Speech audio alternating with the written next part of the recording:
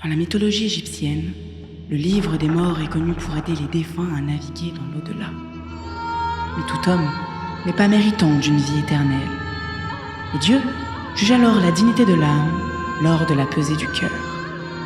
Le cœur du défunt, siège de la conscience, de ses pensées et de sa mémoire, est déposé sur le plateau d'une balance, tandis que sur l'autre se trouve une plume d'autruche symbolisant Maat, déesse de la vérité et de la justice.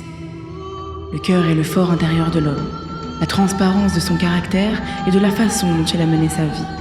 Si celui-ci pèse autant que la plume, c'est que le mort a vécu selon les règles de la morale et peut accéder à la vie éternelle.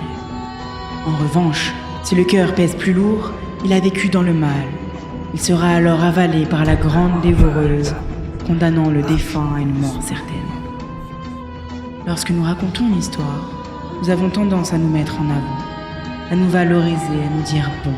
Si tant est que le bien et le mal existent réellement, nous serions toujours du côté du bien.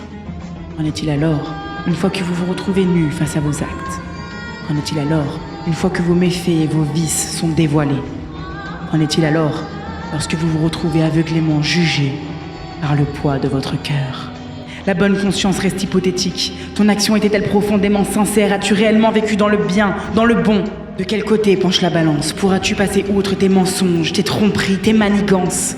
Pouvons-nous juger ton âme, peser ton cœur? De quel côté penche la balance? Ton âme arrive-t-elle à échéance? Pouvons-nous juger ton âme, peser ton cœur?